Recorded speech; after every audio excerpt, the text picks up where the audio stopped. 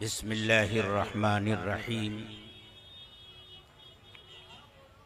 الحمد للہ رب العالمین والصلاة والسلام علی سید المرسلین وعلی آلہ وصحبہ اجمعین اما بعد فاعوذ باللہ من الشیطان الرجیم بسم اللہ الرحمن الرحیم یاسین والقرآن الحکیم انک لمن المرسلین صدق اللہ العظیم۔ آج کی اس نورانی مجلس کے صدر محترم حضرت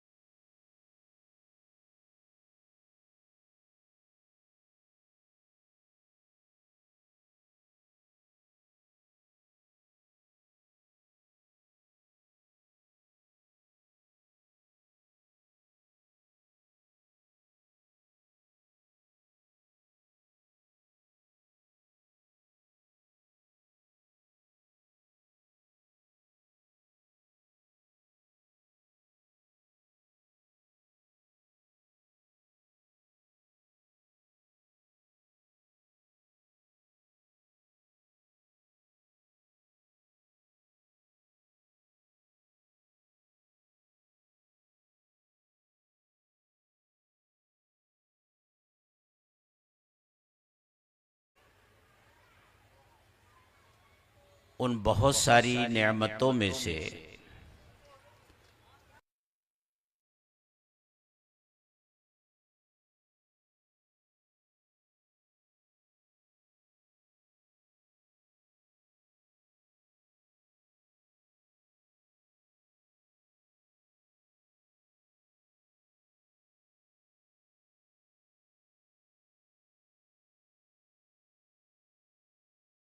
کی رہنمائی اور ہدایت کے لیے اللہ تعالی نے حضرت محمد الرسول اللہ صلی اللہ علیہ وسلم کو بھیجا۔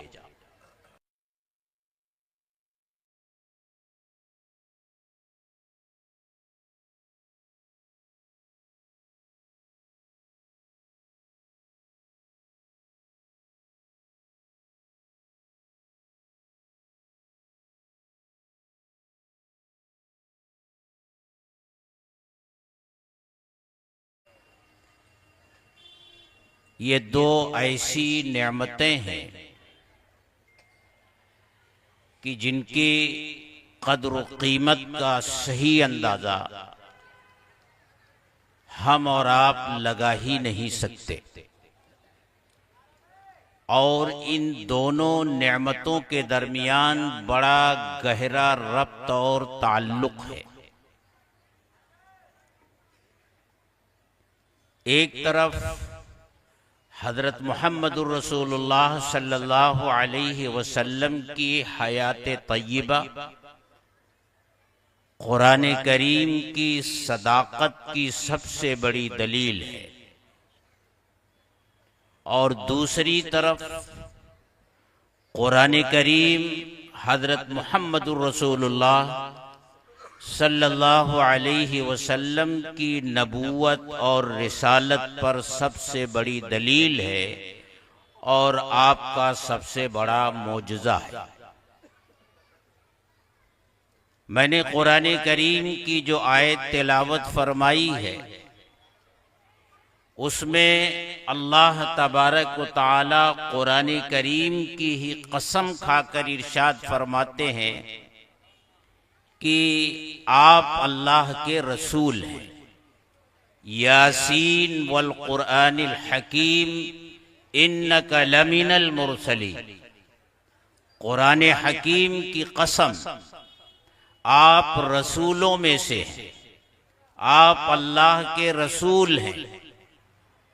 اور جب قرآن کی صداقت کی بات آئی کہ قرآن اللہ کا کلام ہے یا نہیں، قرآن اللہ کی طرف سے بھیجی گئی کتاب ہے یا نہیں، تو اس وقت اللہ تبارک و تعالی نے حضرت محمد صلی اللہ علیہ وسلم سے ارشاد فرمایا کہ آپ ان مکہ والوں سے یہ کہہ دیجئے کہ کیا تم یہ نہیں جانتے میں نے تمہارے درمیان 40 سال کی زندگی گزاری ہے، کیا میرے کردار میں، میرے اخلاق میں، میری زندگی کے کسی بھی پہلو میں تم نے کوئی کمزوری دیکھی؟ کبھی میں نے جھوٹ بولا، کبھی امانت میں خیانت کی، کبھی کسی کو دھوکہ دیا؟ میری 40 سالہ بے داغ زندگی تمہارے سامنے ہے۔ فقد لبثت فیکم عمرا من قبلہ افلا تعقلون، تو 40 سال کی اس پاکیزہ زندگی کو دیکھتے ہوئے کیا تم یہ سوچ سکتے ہو کہ اچانک میں نے جھوٹ بولنا شروع کر دیا، میں نے شاعری کرنی شروع کر دی، میں ساحر ہو گیا، میں جادوگر ہو گیا؟ کیا ایسا ممکن ہے؟ تو قرآن کریم کی اللہ کی کتاب ہونے کی صداقت خود حضرت محمد الرسول اللہ صلی اللہ علیہ وسلم کی سیرت طیبہ ہے، آپ کی زندگی ہے، اور قرآن کریم آپ کی نبوت کے لیے اعجاز ہے، معجزہ ہے۔ آپ جانتے ہیں کہ اس دنیا میں جتنے بھی نبی اور رسول آئے، اللہ تبارک و تعالی نے ہر نبی اور رسول کو ان کی نبوت اور رسالت کے جاننے کے لیے کوئی نہ کوئی نشانی اور علامت عطا کی، جسے قرآن کی زبان میں بینات کہا جاتا ہے، اور عام زبان میں انہیں معجزہ کہا جاتا ہے۔ دوسرے نبیوں کو جو معجزات اللہ تعالیٰ نے عطا فرمائے وہ ان کی زندگی تک باقی رہے، پھر جب وہ اس دنیا سے تشریف لے گئے اور ان کی نبوت کی مدت ختم ہوئی تو اللہ تعالیٰ نے ان معجزات کو بھی ختم کر دیا، کیونکہ اب ان معجزات کی ضرورت نہیں رہی۔ لیکن حضرت محمد الرسول اللہ صلی اللہ علیہ وسلم کی رسالت کو قیامت تک باقی رہنا ہے، آپ کی نبوت کو قیامت تک باقی رہنا ہے، لہذا اللہ نے آپ کو جہاں ایسے معجزات عطا فرمائے جو ظہور پذیر ہوئے اور پھر ختم ہو گئے،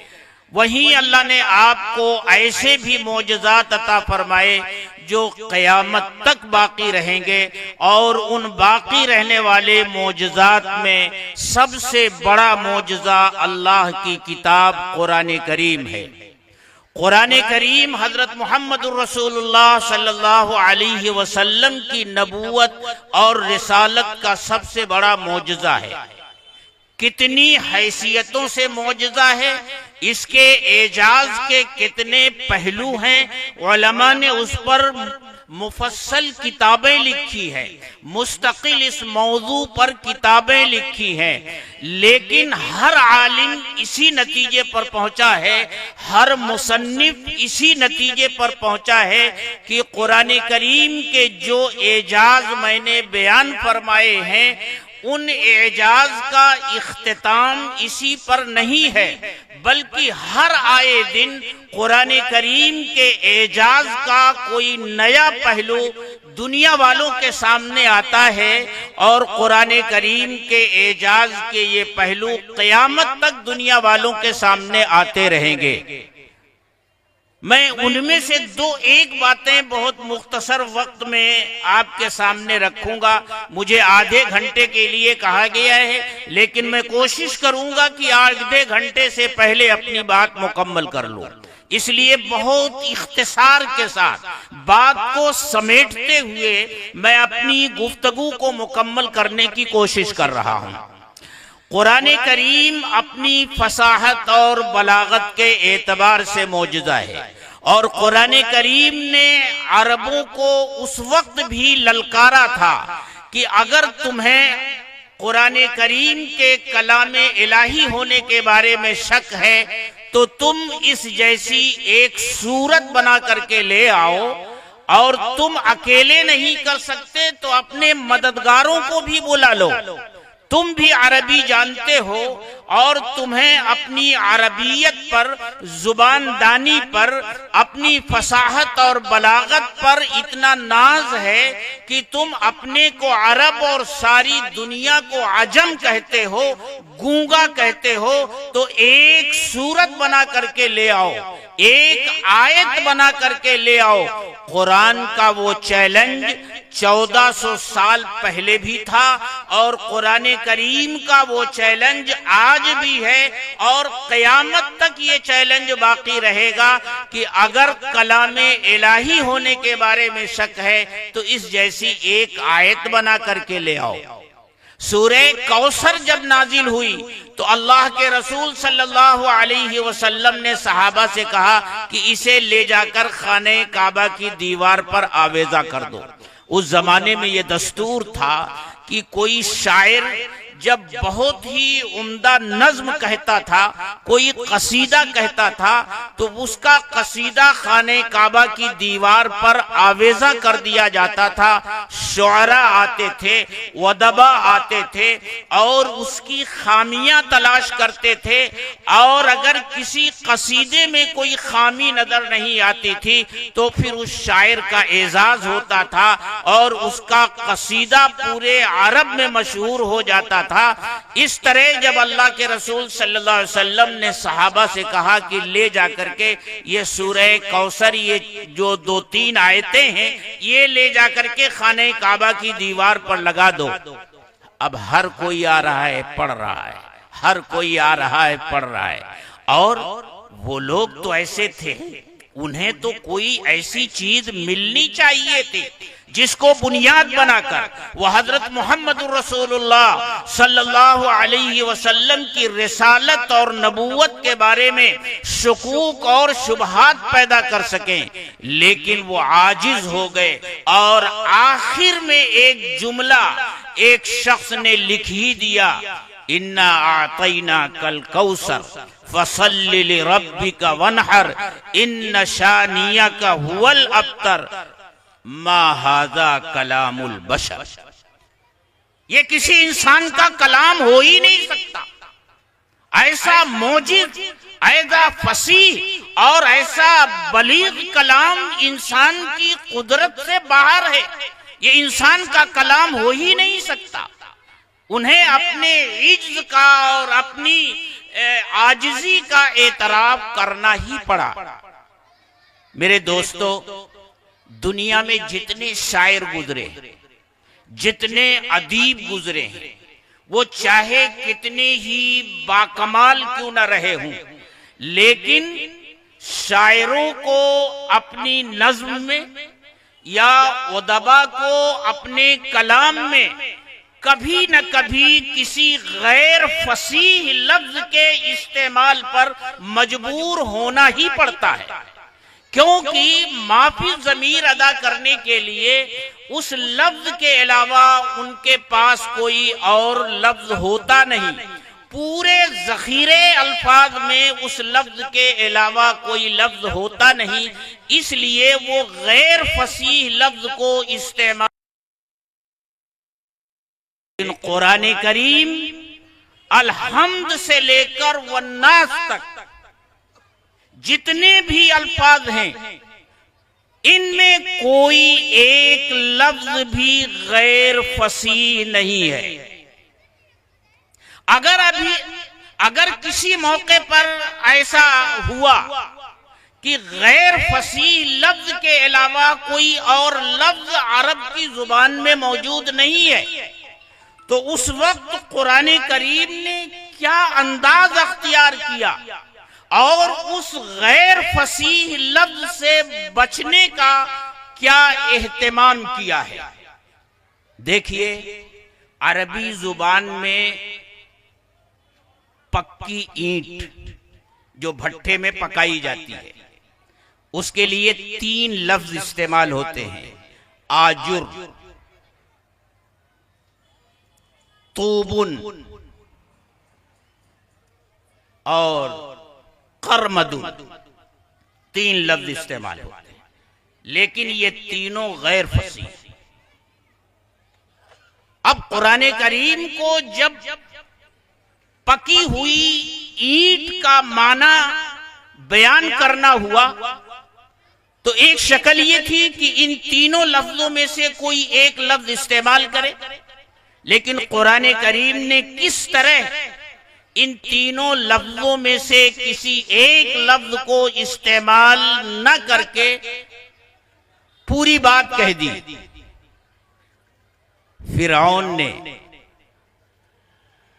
فرعون نے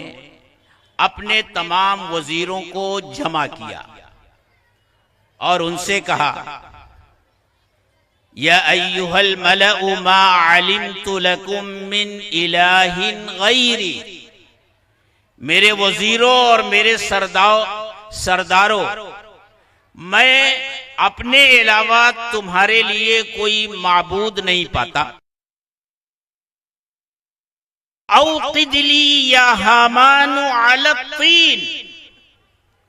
اے حامان، اپنے بڑے وزیر سے کہہ رہا ہے، اے حامان کچی مٹی کے اوپر آگ جلا۔ کچی مٹی کے اوپر جب آگ جلائی جائے گی تو وہ پکی اینٹ بنے گی، تو بجائے آجر کے لفظ کو استعمال کرنے کے، قرمدن کو استعمال کرنے کے، طوبن کو استعمال کرنے کے، قرآن کہتا ہے یا حامان فاوقد لی یا حامان علی الطین فاجعل لی صرحا، حامان کچی مٹی کے اوپر آگ جلا اور پھر میرے لیے ایک محل تعمیر کر۔ اس طرح قرآن نے بچایا۔ اسی طرح دوسرا موقع ہے، زمین کے لیے لفظ ارض آتا ہے۔ یہ جب مفرد ہوتا ہے تو بالکل فصیح اور بلیغ لفظ ہے، فصیح لفظ ہے، لیکن اس کی جو دو جمعیں آتی ہیں وہ دونوں غیر فصیح ہیں۔ ارضین اور ارضون یہ دونوں غیر فصیح ہیں۔ جب جمع استعمال کرنا ہوتا ہے تو تمام عرب،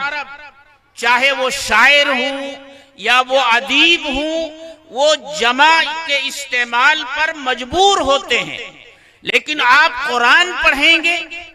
تو اللہ تبارک و تعالی جب آسمانوں کا ذکر کرتے ہیں تو سماوات کہتے ہیں، اور جب زمین کا ذکر کرتے ہیں تو صرف لفظ ارض استعمال کرتے ہیں، جمع کی صورت میں اسے نہیں لاتے۔ ہاں، جہاں ضرورت آ گئی کہ ساتوں زمینوں کو بھی استعمال بتانا ہے تو اس کی شکل تھی کہ ارضون یا ارضین استعمال کیا جائے، لیکن قرآن نے کس طرح بچایا؟ فرمایا اللہ الذی خلق سبع سماوات ومن الارض مثلہن، اللہ تعالیٰ نے 7 آسمان بنائے، وَمِنَ الْأَرْضِ مِثْلَهُنْ، اور زمین میں سے انہی جیسی یعنی 7 زمینیں بنائی۔ ارضون اور ارضین کا استعمال نہیں کیا۔ تو قرآن الفاظ کے اعتبار سے بھی معجزہ ہے، ترکیب کے اعتبار سے بھی معجزہ ہے۔ ایک مضمون کو بیان کرنے کے لیے قرآن کریم میں جو الفاظ استعمال کیے جاتے ہیں، جملے کے جو در و بست ہوتے ہیں، وہ لاجواب ہوتے ہیں،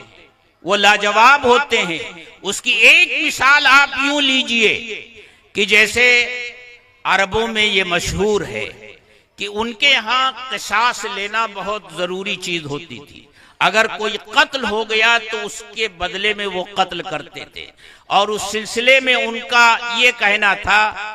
القتل احیاء للجمیع، قتل کرنا اجتماعی زندگی ہے۔